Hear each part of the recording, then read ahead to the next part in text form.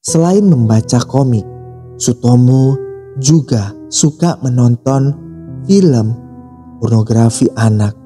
Ia juga hobi mengumpulkan ribuan video serta animasi Jepang. Ada yang mengatakan bahwa dia mencontoh film itu untuk melancarkan aksi pembunuhan dan pencabulan. Nah guys, cerita ini adalah kasus yang ada di negara Jepang. Pelakunya adalah orang yang pendiam, introvert, dan tidak suka bersosialisasi. Tetapi bukan karena mau dia, melainkan dia memiliki sebuah cacat fisik. Maka dari itu, dia tidak disukai oleh kedua orang tuanya. Bahkan saudara kandungnya pun memperlakukan seperti orang yang cukup kasar. Nah, buat kalian yang sekiranya penasaran, jangan lupa untuk subscribe channel ini dan jangan lupa aktifkan tombol notifikasinya.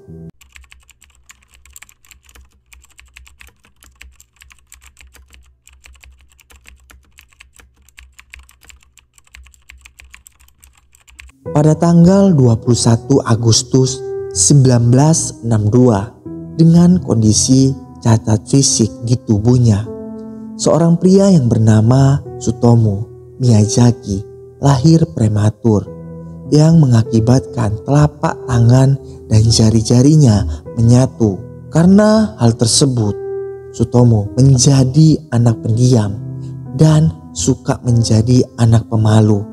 Dilansir dari Anime TV, ditambah lagi keluarga Sutomo tidak memperlakukan Sutomo dengan baik. Kedua orang tua dan saudaranya tak mau mengakui keberadaannya. Hal ini yang membuat kehidupannya menjadi begitu suram. Dia hanya mendapatkan kasih sayang dari kakeknya yang akhirnya kakeknya meninggal pada 1988. Semenjak itu, Sutomo menjadi depresi hingga memakan abu kramasi kakeknya sendiri. Hingga akhirnya tingkah laku dan sikapnya berubah menjadi seorang yang kejam dan cukup sadis. Dan bahkan dia tidak ada rasa takut untuk melakukan aksi yang sangat kejam. Bagaimana dia membunuh para korbannya.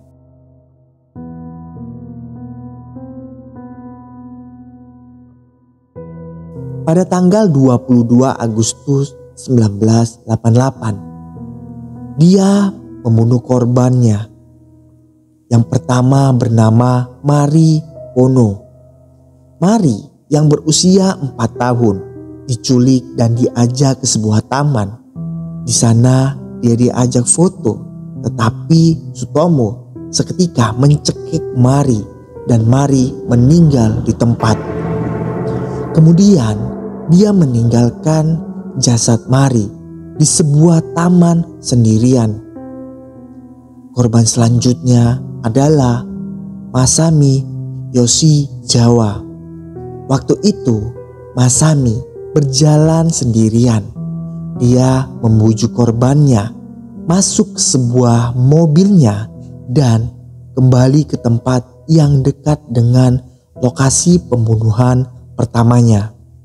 Kali ini setelah mencekik korbannya, Sutomo mencabuli korbannya dan dia sekali lagi pergi sendirian.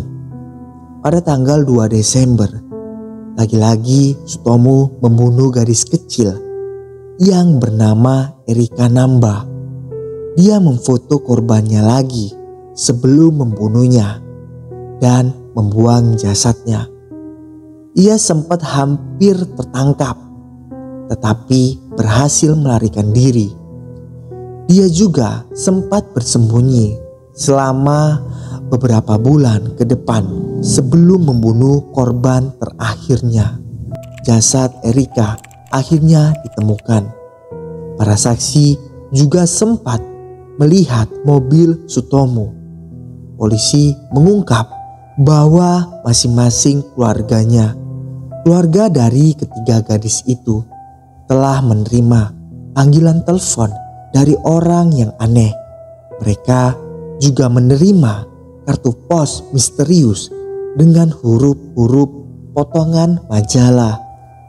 Nah, apa yang ada di pikiran Sutomo setiap kali dia membunuh para korbannya? Dia pergi begitu aja. Anehnya adalah sebelum dia menghabisi korban-korbannya, dia memfoto korban-korbannya terlebih dahulu. Walaupun begitu ya, polisi belum bisa nih untuk mencari siapa pelaku pembunuhan ini. Di lain hal, polisi belum bisa menemukan siapa pelaku dari kasus pembunuhan ketiga anak ini.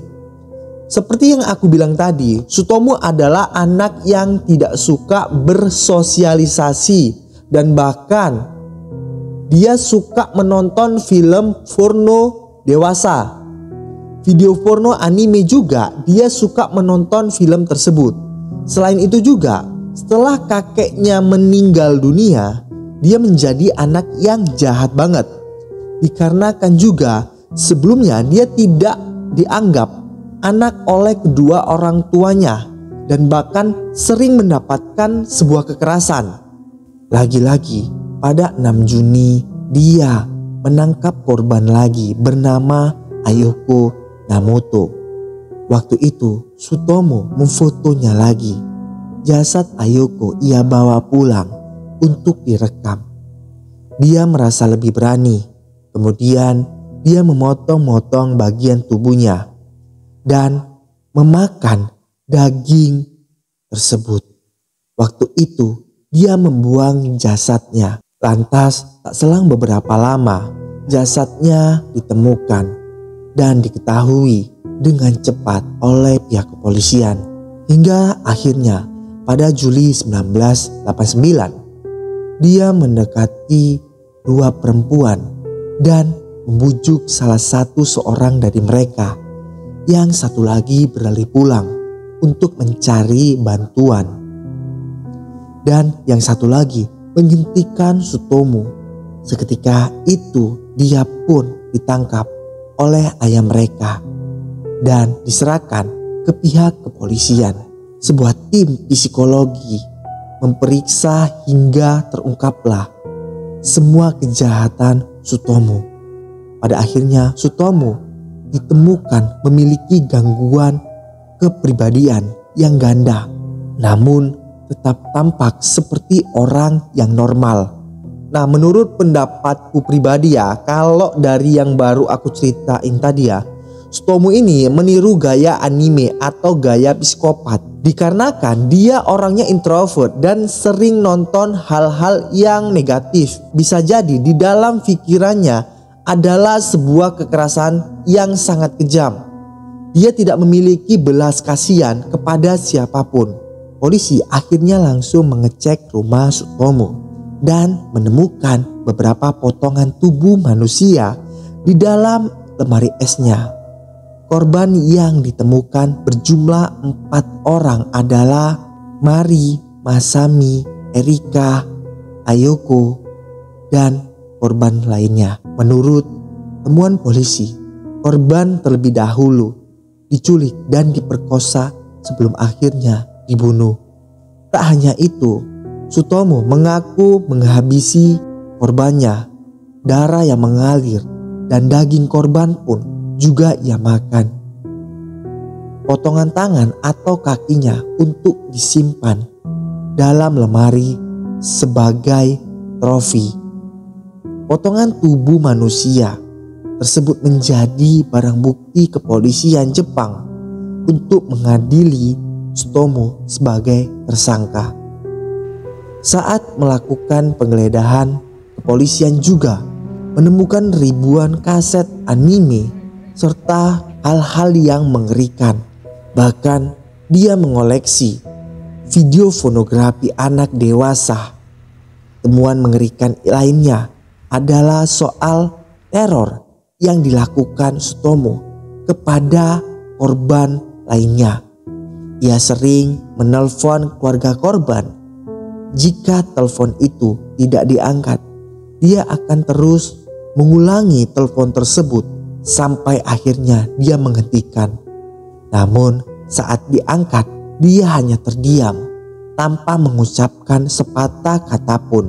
Dalam persidangan, Sutomo tidak mengakui perbuatannya, namun dia menyangkal hal itu dilakukan dia sendiri.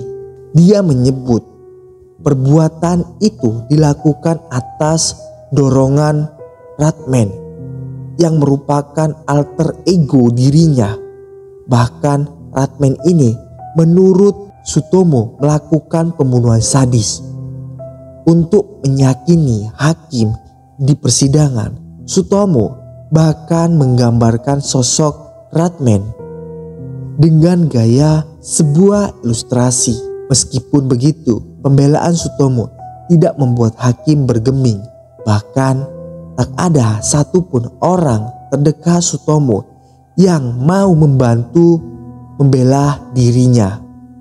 Hakim akhirnya memvonis dia dengan hukuman gantung yang dieksekusi pada tahun 2008.